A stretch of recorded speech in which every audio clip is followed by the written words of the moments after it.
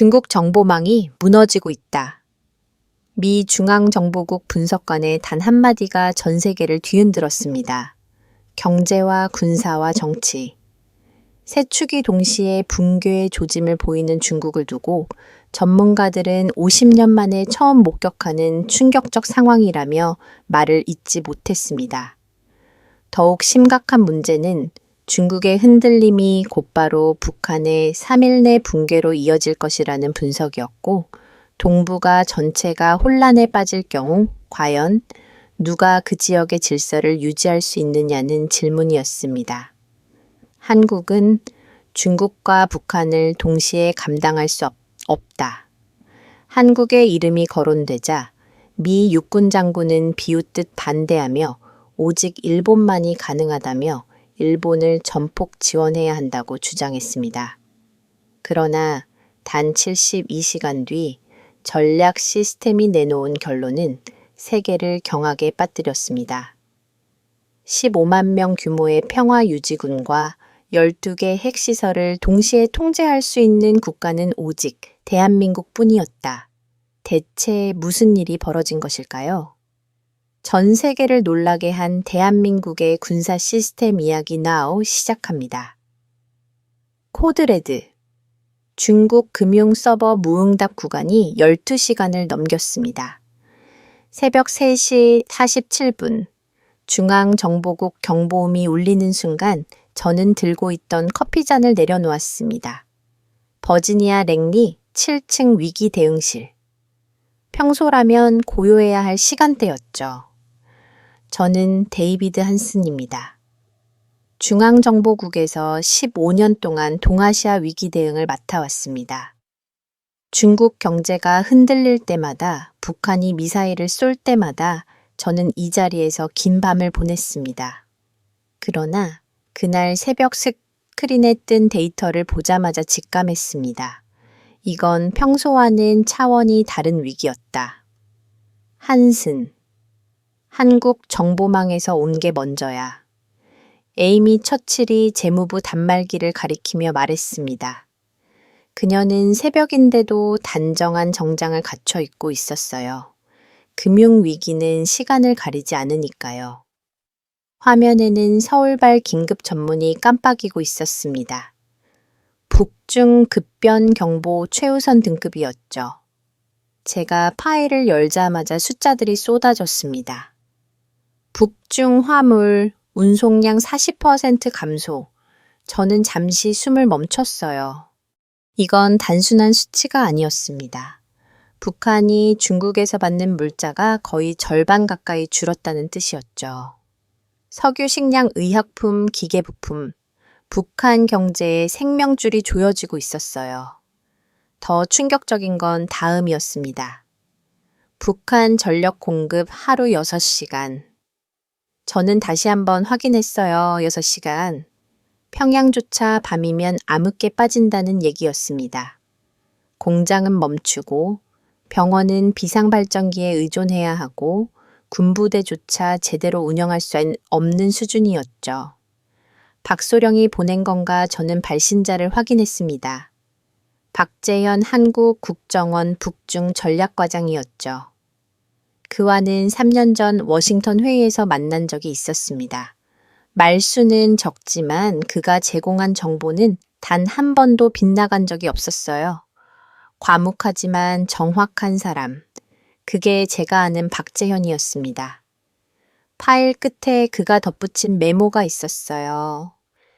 단동신이주 철교 화물트럭 대기 시간 평균 18시간 정상 대비 6배 증가. 저는 즉시 위성사진을 불러왔습니다. 정말이었어요. 수백 대의 트럭들이 꼬리를 물고 서 있었죠. 움직이지 않는 거대한 금속 뱀처럼요. 시스템이 또 올렸습니다. 이번엔 대만이었죠. 첸 리웨이가 보냈군. 제가 파일을 열자 에이미가 옆으로 다가왔습니다. 중국 상륙함 엔진 고장률이 평소의 3배. 저는 눈을 비어요. 항공모함 야오닝의 터빈 정비가 2달째 지연되고 있었습니다. 미사일 발사대 40% 작동 불능. 이건 중국 인민의 반군의 전투 준비 태세가 사실상 무너졌다는 뜻이었어요. 이게 가능한 일인가요? 에이미가 물었습니다. 체리라면 거짓 정보는 보내지 않아요. 저는 단호하게 답했습니다. 채는 대만 국방정보에서 20년을 일한 베테랑이었죠. 그가 이런 정보를 보냈다는 건 상황이 정말 심각하다는 의미였습니다. 뭔가 이상했어요. 세 곳에서 동시에 경보가 올 확률은 극히 낮았으니까요. 그런데 시간을 확인해 보니 흥미로운 사실을 발견했습니다. 가장 먼저 도착한 건 한국 자료였어요. 우리보다 15분 대만보다는 23분이나 빨랐죠. 저는 즉시 분석에 들어갔습니다. 한국 위성자료 13기가 동시에 포착한 영상들이 스크린을 채웠어요. 압록강과 두만강 일대의 모든 국경 초소가 찍혀 있었습니다. 북중 국경에 화물 트럭들이 줄지어 멈춰 있었고 일부는 아예 엔진을 끈 상태였어요. 연료가 떨어진 건지 아니면 실을 물자가 없는 건지 확실한 건 아무것도 움직이지 않는다는 거였습니다.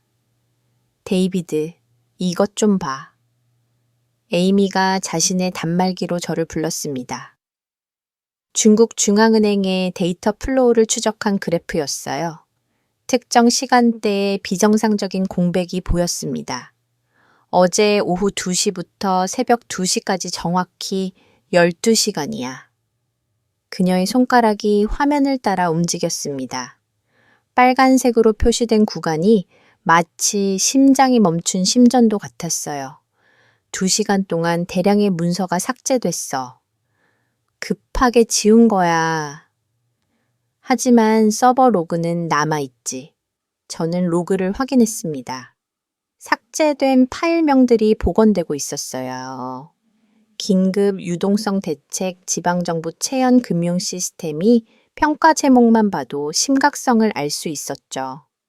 그때 또 다른 알림이 떴습니다. 북중 현장 요원들의 보고였어요. 27건이 한꺼번에 올라왔습니다. 저는 하나씩 열어봤어요. 모두 비슷한 내용이었습니다. 중국 동북 삼성의 공장들이 멈추고 있었어요. 단의 한 무역상은 30년 만에 처음 보는 상황이라고 했죠. 한슨 이거 봤어. 동료 분석관 마이클이 달려왔습니다. 그의 얼굴은 창백했어요. 중국 지방정부체 추정치가 나왔는데 GDP 대비 200%를 넘었대. 저는 의자에서 일어났습니다. 이건 공식 발표인 80%와는 완전히 다른 수치였어요. 만약 이게 사실이라면 중국 경제는 이미 임계점을 넘은 겁니다. 북한 전력 상황에 대한 추가 보고가 들어왔습니다. 평양의 주요 관공서조차 하루 10시간만 전기를 쓸 수 있다고 했어요. 김정은이 직접 관리한다는 특별구역도 예외가 아니었죠. 발전소 가동률이 50% 아래로 떨어졌습니다. 석탄이 없었어요. 중국에서 오던 석탄 수송이 거의 멈춘 탓이었죠. 저는 상부에 즉각 보고했습니다. 초화기를 든 채로 기다렸어요.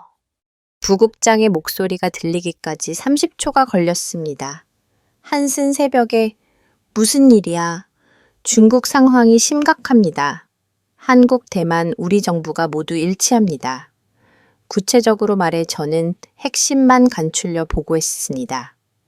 북중 물동량 40% 감소, 북한 전력 공급 6시간, 중국군 장비 고장률 급증 금융 서버 이상. 잠깐이 정부 소스가 어디야? 한국이 가장 먼저 보냈습니다. 정확도는 92%입니다. 침묵이 흘렀습니다. 저는 부국장의 한숨 소리를 들었어요. 한국 자료는 참고일 뿐이야. 한슨 부국장의 목소리는 차가웠습니다. 저는 다시 한번 강조했죠. 하지만 지난 3년간 한국 정보의 신뢰도는 우리보다 높았습니다. 특히 북중 관련해서는 알아. 하지만 우리에겐 우리 기준이 있어. 미국 자체 정보로 확인되기 전까지는 공식 보고에 넣을 수 없다. 부국장님, 이번엔 다릅니다. 세 곳의 정보가 완벽히 일치하고 있어요. 한순 중국이 그렇게 쉽게 무너질 것 같나. 그들은 여전히 세계제의 경제 대국이야. 전화가 끊겼습니다. 저는 수화기를 내려놓고 다시 스크린을 봤어요. 새로운 보고가 계속 올라오고 있었습니다. 서울 분석반이 추가 자료를 보냈습니다. 북한 군부대의 동계훈련이 전면 중단됐다고 했어요. 표면적 이유는 혹한기 대비였지만 실제로는 연료 부족이었죠. 탱크와 장갑차가 차고에서 나오지 못하고 있었습니다. 항공기 출격 횟수도 평소의 20% 수준으로 떨어졌어요. 식량 배급도 절반으로 줄었대요. 마이클이 또 다른 보고서를 가져왔습니다. 북한 주민들의 하루 배급량이 300개에서 150그로 줄었다는 내용이었어요. 그때 전화가 울렸습니다. 발신자를 보니 재무부였어요. 데이비드, 나 에이미야. 방금 확인했는데 중국 중앙은행 서보가 특정 시간대에 완전히 멈췄어. 12시간이나 그게 가능해. 정상적인 상황에선 불가능하지. 시스템 전체를 셧다운했다가 재부팅한 거야. 뭔가 감추려고 한 거지. 저는 깨달았습니다. 이건 단순한 경기 침체가 아니었어요. 중국 정부가 무언가를 필사적으로 숨기려 하고 있었죠. 그리고 그 여파가 북한을 직격하고 있었습니다. 에이미가 계속 말했어요. 유동성 지표도 확인해 봤는데 15년 만에 최저치야. 은행들이 서로 돈을 빌려주지 않고 있어. 뭔가 훨씬 큰일이 벌어지고 있었습니다. 그리고 한국은 우리보다 먼저 그걸 알아챈 거예요. 새벽 공기가 차가웠지만 저는 등에 땀이 흐르는 걸 느꼈습니다. 중국이 흔들리면 북한은 버틸 수 없어요. 92%를 중국에 의존하는 북한 경제가 어떻게 살아남겠습니까? 그리고 북한이 무너지면 저는 다시 한국 자료를 펼쳤습니다. 박재현 소령이 마지막에 쓴 문장이 눈에 들어왔어요. 72시간 내 급변 가능성 높음. 72시간 3일이었습니다. 그 안에 뭔가 결정적인 일이 벌어질 거라는 뜻이었죠. 저는 커피를 한 모금 마시고 자리에 앉았습니다. 식어버린 커피가 쓰게 느껴졌어요. 긴 새벽이 될 것 같았습니다. 중앙정보국 서버가 계속 1단계 경보를 유지하고 있었습니다. 붉은 불빛이 천천히 명멸하고 있었어요. 스크린에는 새로운 데이터가 계속 올라오고 있었죠. 한국의 추가 분석, 대만의 군사 정보 현장 요원들의 보고. 하지만 가장 중요한 건 이미 도착해 있었습니다. 한국이 보낸 첫 경보. 그게 모든 것의 시작이었어요. 저는 그때만 해도 몰랐습니다. 이 사건이 미국의 동부가 전략을 완전히 바꿔놓을 거라는 걸, 그리고 우리가 한국을 너무 과소평가하고 있었다는 걸 깨닫게 될 거라는 것도요. 창밖으로 워싱턴의 불빛들이 보였습니다. 고태가 뜰 시간이었지만 진짜 폭풍은 이제 시작이었죠. 아침 8시 중앙정보국 7층 대회의실이 긴장감으로 가득 찼습니다. 저는 브리핑 자료를 다시 한번 확인했어요. 새벽부터 정리한 데이터들이 빼곡히 들어있었죠. 이제 설득할 차례였습니다. 한슨 준비됐나 중앙정보국 부국장 로버트 케인이 들어왔습니다. 60대 중반의 그는 소련 붕괴를 현장에서 목격한 베테랑이었어요. 그의 뒤로 하워드 장군과 국방부 관계자들이 따라 들어왔죠. 저는 숨을 깊게 들으셨습니다. 중국의 이상 신호가 단순한 경기 조정이 아닙니다. 제가 첫 슬라이드를 띄우자 회의실이 조용해졌습니다. 북중 물동량 그래프가 급격히 떨어지는 모습이 화면을 채웠어요. 어제 새벽부터 지금까지 중국 금융 서버의 무응답 구간이 총 18시간을 넘었습니다. 이건 2008년 금융위기 때도 없었던 일이에요. 부국장이 손을 들어 저를 멈췄습니다. 한슨 그 정보의 출처가 뭔가 한국 국정원 대만 국방정보 그리고 우리 재무부 분석이 일치합니다. 부국장의 표정이 굳어졌어요. 그는 천천히 말했습니다. 한국 자료는 참고는 되지만 기준은 아니다. 우리는 미국의 독자적 판단이 필요해. 저는 반박하려 했지만 하워드 장군이 먼저 입을 열었습니다. 한슨 자네는 중국을 과소평가하고 있어. 그들의 군사력은 여전히 강력해. 작년에도 신형 구축함 6척을 진수시켰잖나. 하지만 장군님, 그 구축함들이 지금 제대로 작동하지 않고 있습니다. 제가 다음 자료를 띄웠습니다. 대만이 포착한 중국해군 기지 사진이었어요. 정박 중인 군함들의 절반이 정비 중 표시를 달고 있었죠. 미사일 발사대 40%가 작동 불능 상태입니다. 이건 하드웨어 문제가 아니라 부품 공급 문제예요. 중국 군수 공장들이 멈춰가고 있습니다. 하워드 장군이 코움을 쳤습니다. 그게 한국의 분석인가? 한국이 중국 군사력을 정확히 파악할 능력이 있다고 생각하나 그 순간 저는 분위기가 완전히 내게 불리하게 돌아가고 있음을 느꼈어요. 회의실의 시선들이 회의적으로 변하고 있었습니다. 저는 다시 설명을 시도했죠. 이건 단순히 군사력 문제가 아닙니다. 중국 경제 전체가 연쇄적으로 무너지고 있어요. 지방정부 부채가 추정치일 뿐이잖아. 국방부의 윌리엄스 대령이 끼어들었습니다. 저는 답답함을 느꼈어요. 하지만 포기할 수는 없었죠. 그때 회의실 문이 열렸습니다. 에이미 처칠이 노트북을 들고 들어왔어요. 그녀의 얼굴은 창백했습니다. 죄송합니다. 긴급 상황이라 부국장이 짜증스럽게 물었습니다. 뭔가 처칠 중국 유동성 지표가 방금 업데이트 됐습니다. 15년 만에 최저 수준입니다. 회의실이 술렁거렸습니다. 에이미가 노트북을 연결하자 실시간 그래프가 화면에 떴어요. 빨간색 선이 바닥을 향해 곤두박질 치고 있었죠. 은행 간 대출이 사실상 멈췄습니다. 서로를 신뢰하지 못하고 있어요. 저는 이 기회를 놓치지 않았습니다. 이게 바로 제가 말하려던 겁니다. 금융 시스템이 먼저 무너지고 그 다음이 실물 경제예요. 석탄 운송량을 보세요. 제가 다음 슬라이드를 넘기자 충격적인 수치가 나타났습니다. 중국 내륙의 석탄 운송이 60%나 감소했어요. 석탄이 없으면 전기가 없고 전기가 없으면 공장이 멈춥니다. 북한은 이미 그 영향을 받고 있어요. 공장 가동률이 30%까지 떨어졌습니다. 부국장이 자료를 자세히 들여다봤습니다. 그의 표정이 처음으로 진지해졌어요.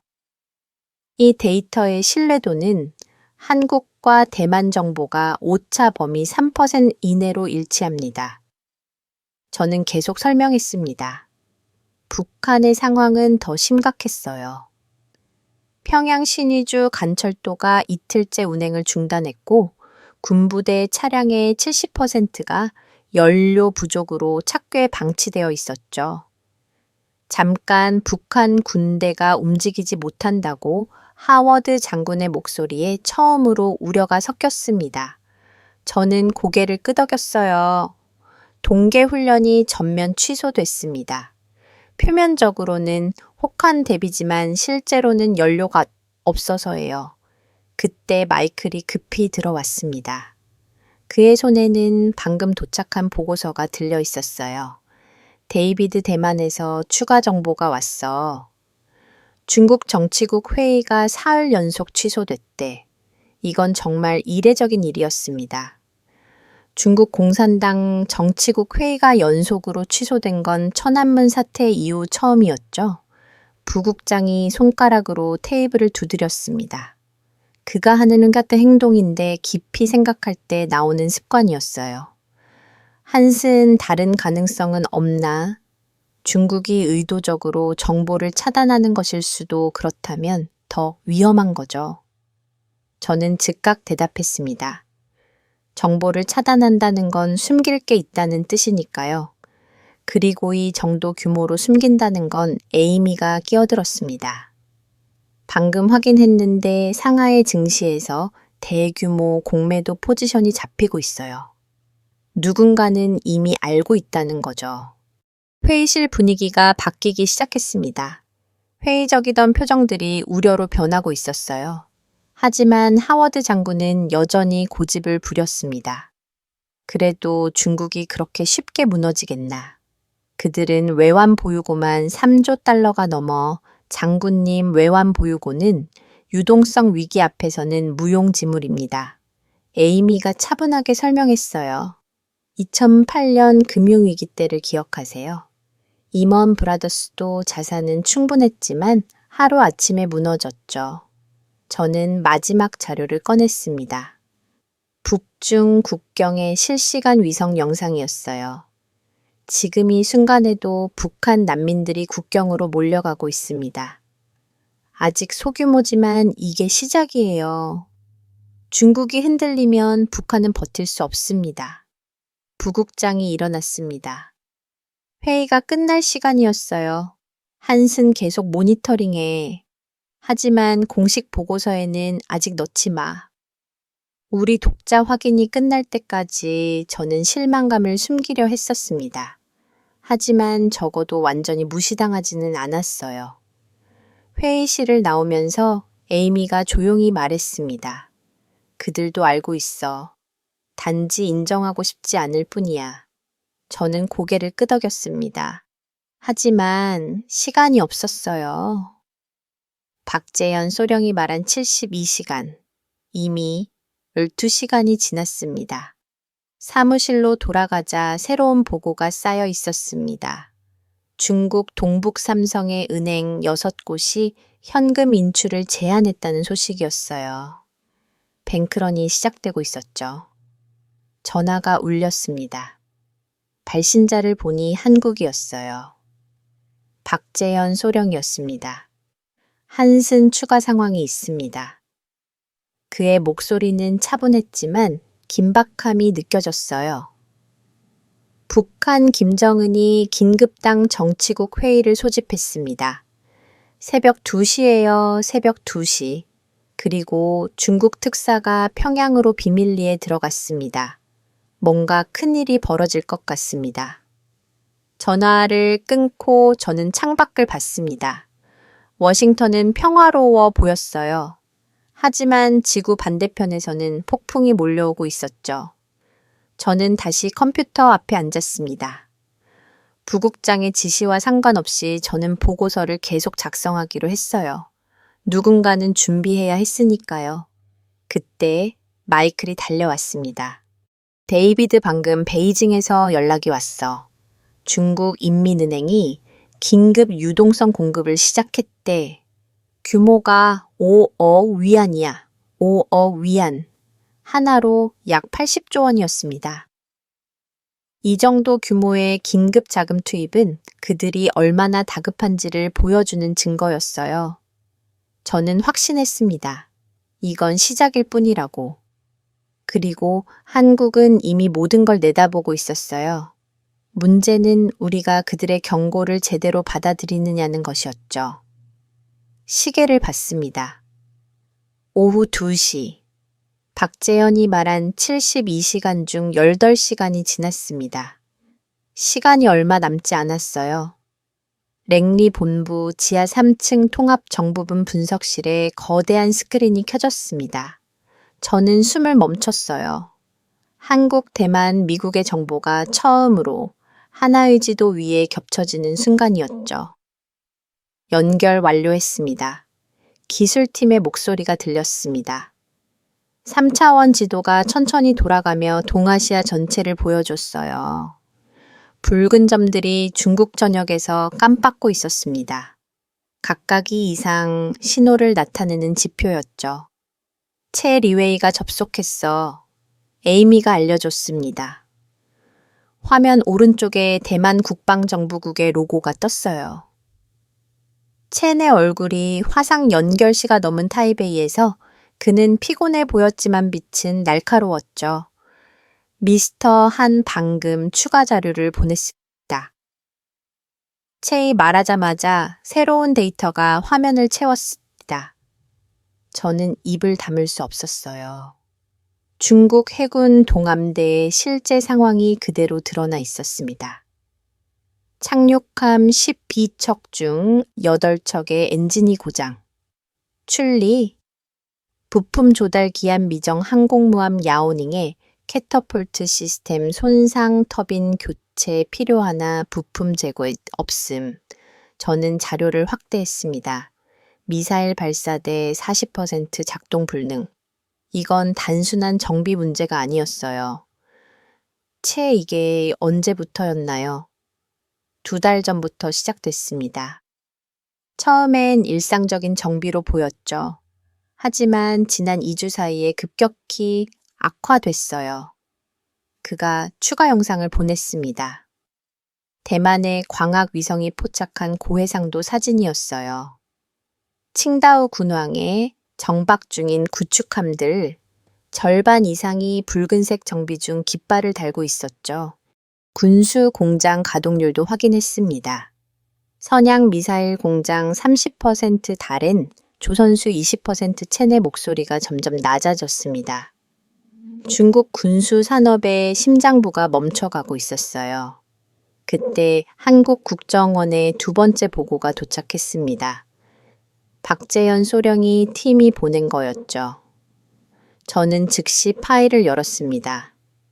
북한 식량 비축량 열을 에이미가 숫자를 읽으며 놀랐습니다. 저도 믿기 힘들었어요. 북한 전체의 식량이 열흘밖에 남지 않았다니 연료는 더 심각해요. 3일입니다. 제가 다음 페이지를 넘기자 상세한 분석이 나왔습니다. 북한의 전략 비축유 탱크 위치가 지도에 표시되어 있었어요. 사람을 6곳 중 3곳이 바닥을 드러내고 있었죠. 어떻게 이렇게 정확한 정보를 채이 감탄했습니다. 저도 놀랐어요. 한국이 북한 내부를 이 정도로 파악하고 있다니. 에이미가 자신의 화면을 공유했습니다. 잠깐 이것 좀 보세요. 중국 중앙은행 서버에서 삭제된 파일들. 보건팀이 일부 파일명을 되살렸어요. 화면에 파일 목록이 떴습니다. 긴급 구제금융 실행한 지방은행 파산 대응 자본 통제 시나리오. 제목만 봐도 그들이 얼마나 절박한지 알 수 있었어요. 삭제의 모두 같아요. 이틀 전 새벽 2시 13분 에이미가 타임스탬프를 가르쳤습니다. 정확히 같은 시각. 누군가 의도적으로 지시한 거였죠. 저는 3곳의 정보를 하나로 합쳤습니다. 통합 분석 프로그램이 작동하기 시작했어요. 알고리즘이 패턴을 찾아내고 있었습니다. 패턴 일치율 93% 기술팀이 보고했습니다. 한국, 대만, 미국의 정보가 거의 완벽하게 일치했어요. 이건 우연일 수 없었습니다. 3차원 지도가 시간대별로 변화를 보여주기 시작했습니다.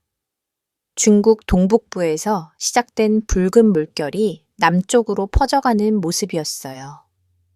금융위기가 실물경제로, 실물경제가 군수산업으로, 그리고 그 여파가 북한으로 이게 진짜라면 채의 말을 멈췄습니다. 우리 모두 같은 생각을 하고 있었어요. 동북아시아의 질서가 완전히 바뀔 수도 있다는 것을. 그때 새로운 알림이 떴습니다. 북중 국경의 실시간 정보였어요. HU 요원이 보낸 현장 사진이 화면에 나타났습니다. 단 시장의 모습이었습니다. 평소 북한 상인들로 붐비던 곳인데 텅 비어 있었어요. 가게들은 문을 닫았고 환전소에는 위하나만 취급이라는 팻말이 걸려 있었죠. 북한 원화를 아무도 받지 않는다는 거네요. 에이미가 설명했습니다. 화폐 가치가 사실상 제로가 된 거였어요. 다음 사진은 더 충격적이었습니다. 북한 쪽 세관 직원들이 자리를 비운 모습. 국경 검문소가 방치되어 있었어요. 통제력을 잃어가고 있어요. 제가 말했습니다. 국가 시스템이 작동을 멈추기 시작한 거죠. 박재현 소령의 추가 메시지가 도착했습니다. 함 제2군단 병력 이동 포착 평양 방향이 아닌 중국 국경 방향 목적 불명 군대가 수도를 등지고 국경으로 향한다. 이건 매우 불길한 신호였어요.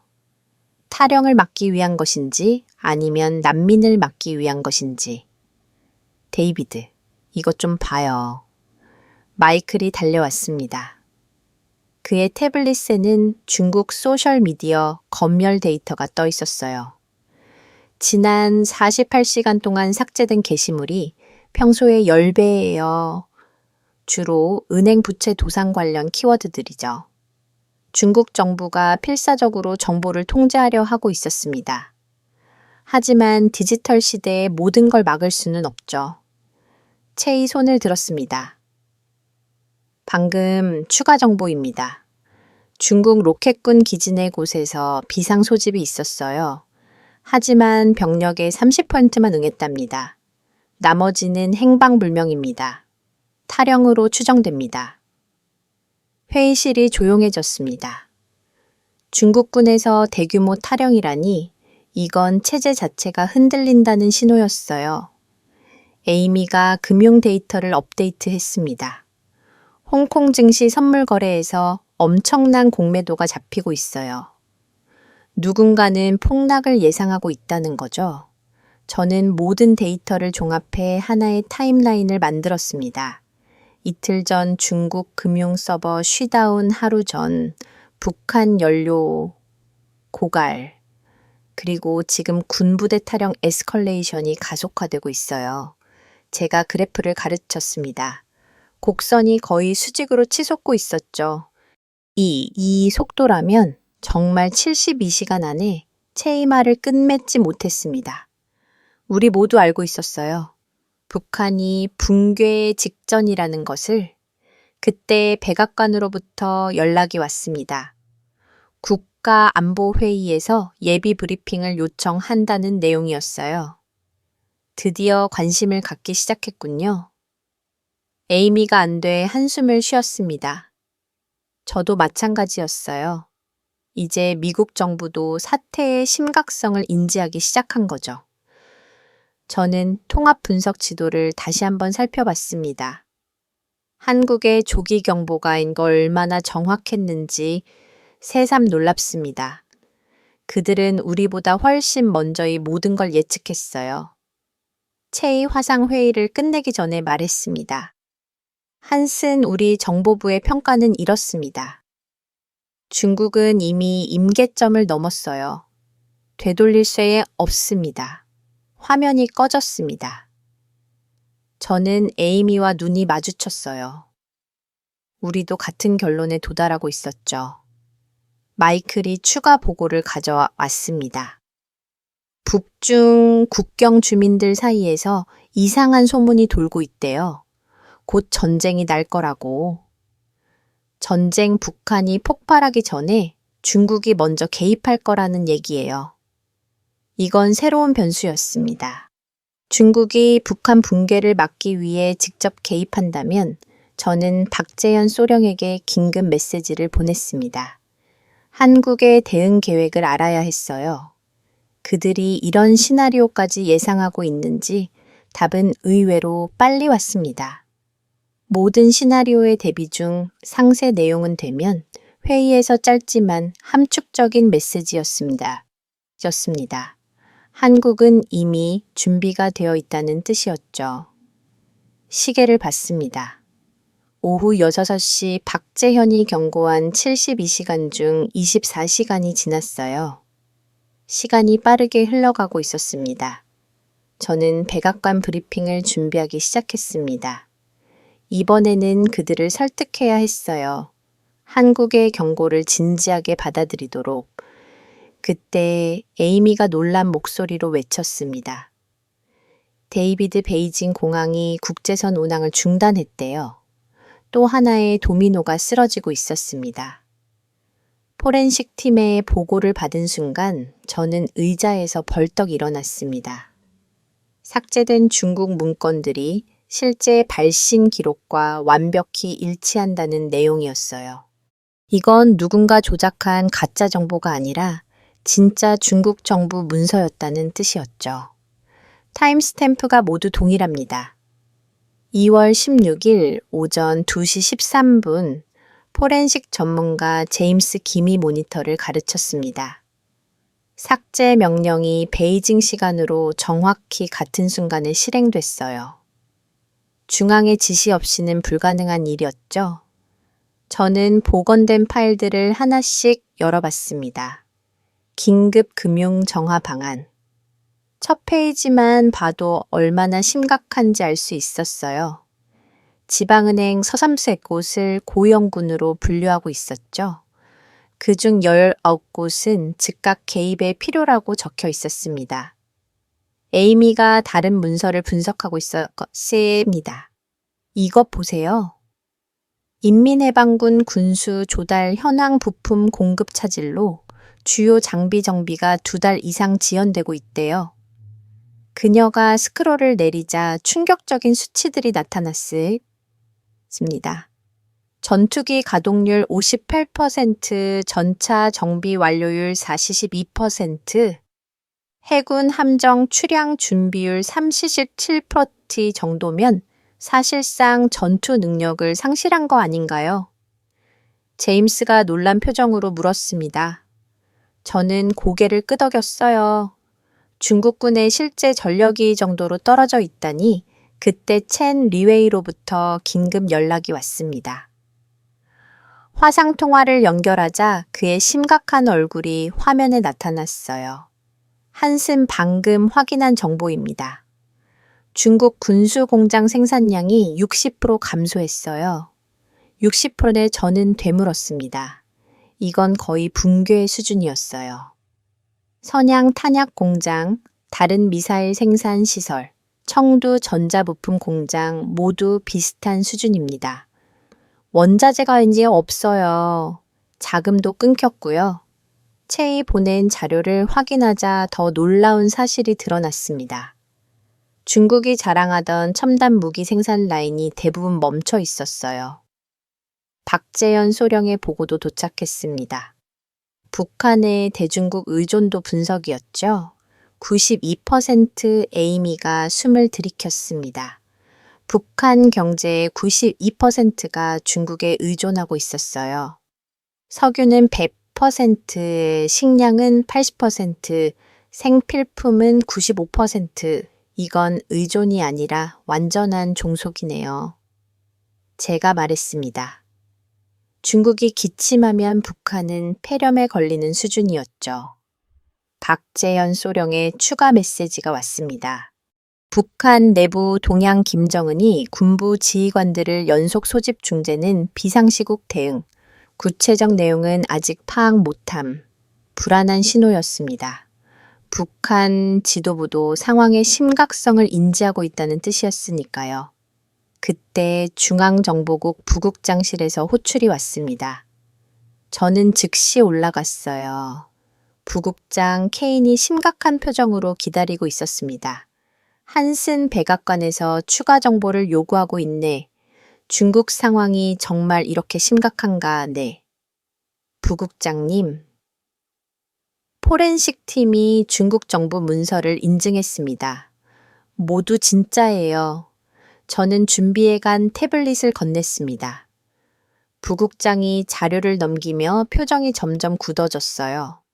군수 생산 60% 감소. 이게 확실한가 대만과 우리 정보가 일치합니다. 오차 범위 3% 이내예요. 부국장이 창밖을 바라봤습니다. 그가 이렇게 고민하는 모습은 처음 봤어요. 만약 이게 사실이라면 중국은 더 이상 위협이 아니라 위험 요소가 되는 건가 그렇습니다. 통제된 위협보다 통제 불능의 붕괴가 더 위험할 수 있어요. 제가 대답하자 부국장이 돌아봤습니다. 북한은 72시간이 한계일 것 같습니다. 한국 정보부의 판단이에요. 부국장이 전화기를 들었습니다. 국가안보회의 보고하겠네? 위험 등급을 올려야겠어. 저는 다시 분석실로 내려왔습니다. 팀원들이 긴장된 표정으로 기다리고 있었어요. 위험 등급 상향 결정됐어. 에이미가 물었습니다. 저는 고개를 끄덕였죠. 바로 그때 대만에서 또 다른 정보가 도착했습니다.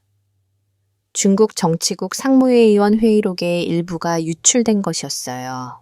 이건 어떻게 구한 거지? 마이클이 놀라며 물었습니다. 중국 최고 권력의 회의록이 유출되다니. 내용은 충격적이었습니다. 상무위원들 사이에서 격렬한 논쟁이 벌어지고 있었어요. 강경파는 자본 통제와 계엄령을 주장했고 온건파는 국제사회의 지원을 요청해야 한다고 맞서고 있었죠. 분열되고 있어요. 첸 리웨이가 화상으로 설명했습니다. 지도부가 하나의 목소리를 내지 못하고 있습니다. 이건 매우 위험한 신호예요. 저는 동의했습니다. 독재 체제에서 지도부 분열은 곧 붕괴의 전조였으니까요. 한국의 흰타임서 긴급 보고가 왔습니다. 북중 국경 현장 요원이 보낸 것이었어요. 중국 쪽 국경 수비대 병력 절반이 이탈했습니다. 공급이 석 달째 지급되지 않았다고 합니다.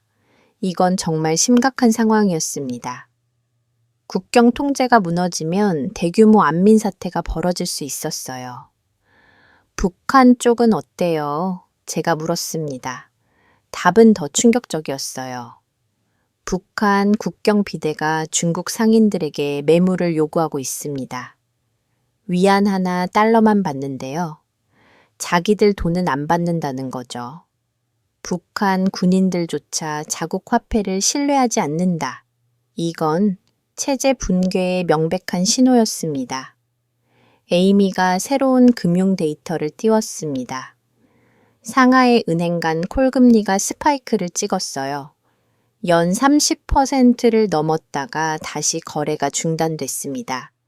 30% 평소 3% 수준이던 금리가 10회 배나 뛰었다는 건 은행들이 서로를 전혀 믿지 못한다는 뜻이었어요. 그때 백악관 상황실에서 연락이 왔습니다. 국가안보의 실무진이 추가 브리핑을 요청한다는 내용이었죠. 드디어 심각하게 받아들이기 시작했군요. 마이클이 안 돼 한숨을 쉬었습니다. 저는 브리핑 자료를 정리하기 시작했습니다. 중국 금융위기, 군수산업 붕괴, 북한의 연쇄 위기 모든 게 하나로 연결되어 있었어요. 그때 리웨이가 마지막 정보를 보냈습니다. 인민의 반군 내부 문서입니다. 북한 급변 사태 대응 계획이에요. 저는 문서를 열어봤습니다. 중국군이 북한 붕괴 시행무기 확보를 최우선으로 한다는 내용이었어요. 필요하면 단독 행동도 불사한다고 적혀 있었죠. 이건 새로운 국면이에요. 에이미가 우려스럽게 말했습니다. 중국이 일방적으로 북한에 개입한다면 한반도 전체가 혼란에 빠질 수 있었어요.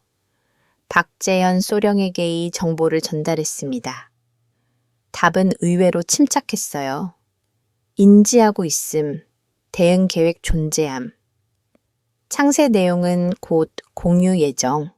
한국은 이미 이런 시나리오까지 예상하고 있었던 것 같았습니다. 그들의 준비 수준이 궁금해졌어요.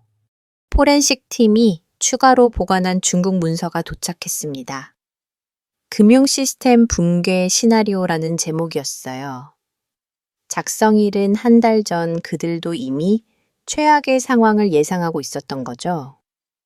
문서에는 단계별 시나리오가 적혀 있었습니다.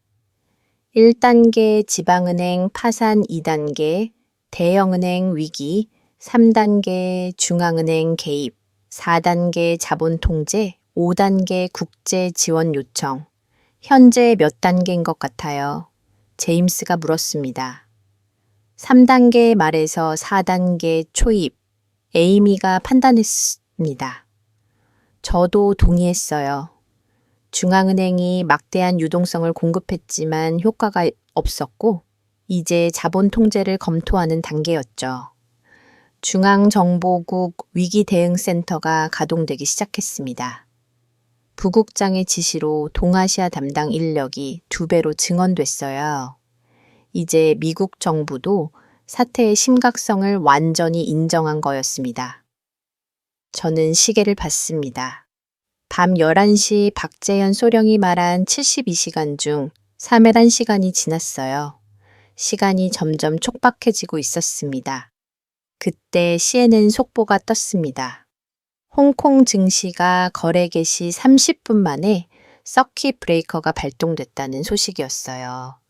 하루 만에 10% 이상 폭락한 거였죠. 시작됐어요. 에이미가 조용히 말했습니다. 금융시장이 먼저 반응하기 시작한 거였어요. 저는 모든 데이터를 다시 한번 점검했습니다. 한국 대만. 우리의 정보가 만들어낸 큰 그림이 이제 선명해졌어요. 중국의 체제 위기, 북한의 생존 위기, 그리고 다가오는 거대한 변화 전화가 울렸습니다. 백악관이었어요. 한슨 내일 아침 7시 국가안보회의에 대통령도 참석하신다. 드디어 최고 수준의 결정이 내려질 시간이 다가오고 있었습니다. 중앙정보국 지하 5층 최고 기밀 회의실의 문이 열렸습니다. 저는 숨을 깊게 들이쉬었어요. 이곳은 국가 최고 기밀을 다루는 공간이었죠. 오늘 이곳에서 한국이 준비해온 모든 것이 공개될 예정이었습니다. 한슨 준비됐나 부국장 케인이 들어오며 물었습니다. 그의 뒤로 백악관 국가안보의 실무진 국방부 관계자들이 차례로 입장했어요. 평소와 달리 긴장감이 감돌고 있었죠. 마지막으로 들어온 사람을 보고 저는 놀랐습니다. 한국 국가안보의 연락관 김준호였어요. 50대 초반에 그는 외교부에서 20년을 일한 베테랑이었죠. 안녕하세요. 한순 분석관 김준호가 악수를 청했습니다. 그의 손에는 두꺼운 서류 가방이 들려 있었어요.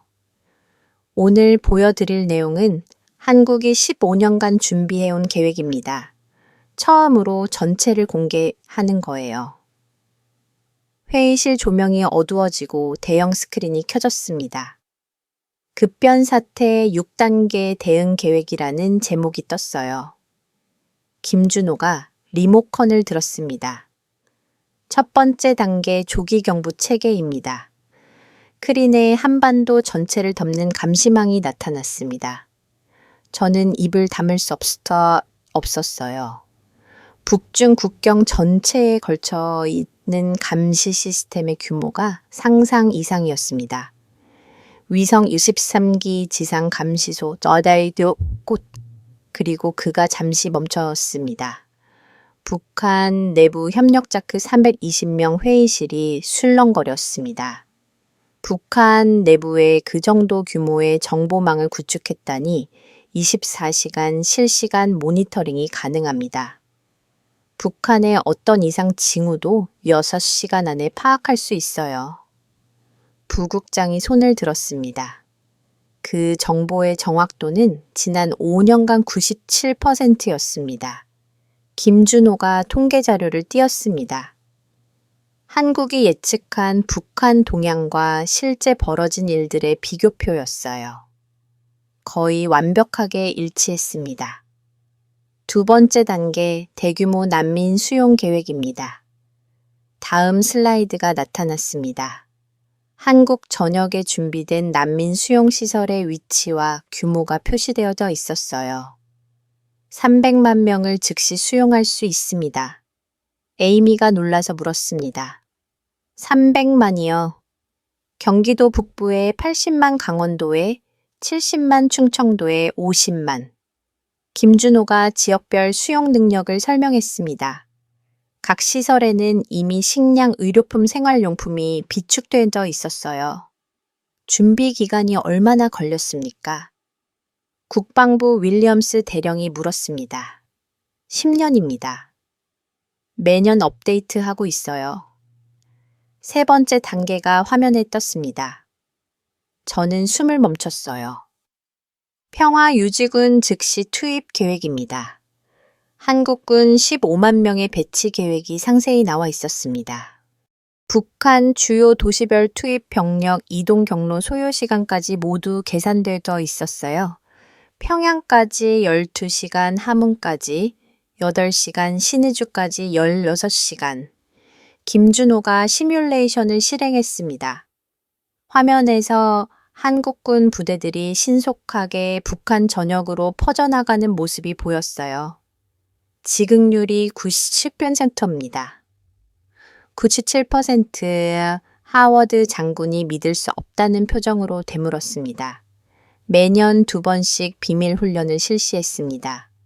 실제 부대 이동까지 포함해서요. 이건 정말 놀라운 수준이었습니다. 미군도 이 정도 지급률을 달성하기는 쉽지 않았으니까요. 네 번째 단계가 나타났습니다. 회의실에 긴장감이 돌았어요. 핵시설 안전 확보 계획입니다. 북한의 핵 관련 시설 12곳이 지도에 표시됐습니다. 영변 풍계리, 그리고 우리가 모르던 곳들까지 각 시설별로 전담 특수부대가 배정되어 있습니다. 핵물질 확보 시설, 봉쇄 과학자 보호까지의 모든 시나리오가 준비됐어요. 김준호가 영변 핵시설 확보 시뮬레이션을 보여줬습니다. 특수부대가 헬기로 침투 40분 만에 시설 전체를 장악하는 과정이 그려져 있었어요. IAEA와도 협력 체계를 구축했습니다. 국제 사찰단이 72시간 안에 현장에 도착할 수 있어요. 박재현 소령이 화상으로 연결됐습니다. 서울 국가정보 상하황실이 화면에 나타났어요. 현재 북한 핵시설 근무자 명단도 확보하고 있습니다. 1,300명 중 800명의 신원을 파악했어요. 이 정도이라니 저는 한국의 능력을 완전히 과소평가하고 있었던 거였습니다. 5번째 단계가 화면에 떴습니다. 장기 통합 계획입니다. 김준호의 목소리가 차분했지만 내용은 충격적이었어요. 10년간의 경제통합 로드맵이 연도별로 정리되어 있었습니다. 첫 회 긴급 호 2년차 인프라복 3년차부터 산업재건 예산 계획도 나왔습니다. 10년간 총 3조 달러, 한국 GDP의 거의 2배에 달하는 금액이었어요. 이 자금을 어떻게 부국장이 물었습니다. 국내 준비금 1조, 국제사회 지원 1조, 그리고 김준호가 잠시 멈췄습니다. 북한 지하자원 개발 수익 1조 달러를 예상하고 있습니다. 북한의 히토류 우라늄 석탄 매장량을 고려한 현실적인 계산이었어요. 마지막 6번째 단계가 나타났습니다. 국제공조 체계입니다. 미국, 일본, 유럽연합과의 역할 분담이 명확히 정리되어 있었어요. 미국은 안보 보장, 일본은 경제 지원, 유럽은 인도적 지원, 이미 비공식 협의를 진행했습니다. 각국의 동의를 받았어요. 백악관 국가안보의 실무진이 놀란 표정으로 서로를 바라봤습니다. 한국이 이미 국제사회와 조율을 마쳤다니 김준호가 마지막 슬라이드를 띄웠습니다. 한반도 전체가 단계별로 변화하는 모습이었어요. 혼란에서 안정으로, 분단에서 통합으로. 이 모든 계획은 이미 검증을 마쳤습니다. 그가 단호하게 말했습니다. 한국은 모든 단계의 검증을 이미 마쳤습니다. 시뮬레이션뿐 아니라 실제 훈련까지 완료했어요. 부국장이 의자에 깊이 기도한 채 한동안 말이 없었습니다. 다른 참석자들도 마찬가지였어요. 한국이 정도로 철저히 준비했다는 사실이 충격적이었던 거죠. 이 계획을 언제부터? 2010년부터입니다. 천안남 사건 이후 본격화했어요. 15년. 한국은 15년 동안 조용히, 그러나 철저히 준비해 왔던 겁니다. 박재현 소령이 추가 자료를 보냈습니다. 7시간 북한 상황이었어요.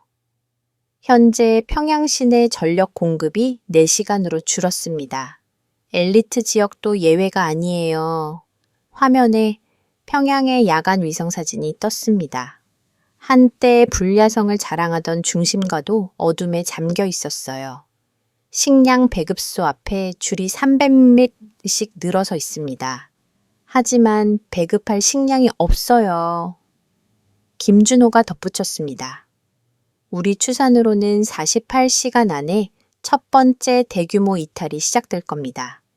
이 군부대 단위의 탈영 또는 주민들의 대량 탈북이요. 저는 시계를 확인했습니다. 박재현이 경고한 72시간 중 36여 시간이 지났어요. 정확히 절반이었죠. 하워드 장군이 처음으로 진지한 목소리로 물었습니다. 한국군이 정말이 모든 걸 수행할 능력이 있습니까? 김준호가 동영상 하나를 재생했습니다. 작년 한국군의 비밀훈련 영상이었어요. 을지 프리덤 가디언이라는 이름의 한미연합훈련 뒤에 숨겨진 진짜 훈련이었죠. 공수부대가 신속히 전개되고 기계화 부대가 진격하고 특수부대가 핵심 시설을 확보하는 모습이 실제로 펼쳐졌습니다. 이건 시뮬레이션이 아니라 실제 훈련 영상이었어요. 매년 이런 훈련을 다양한 시나리오로 반복했습니다. 부국장이 드디어 입을 열었습니다. 그의 목소리에는 존경이 섞여 있었어요. 한국의 준비 상태가 우리 예상을 완전히 뛰어넘는군요.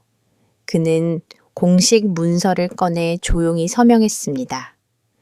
저는 문서의 제목을 보는 순간 숨을 삼켰습니다. 한국 주도 안정화 작전 지원 승인.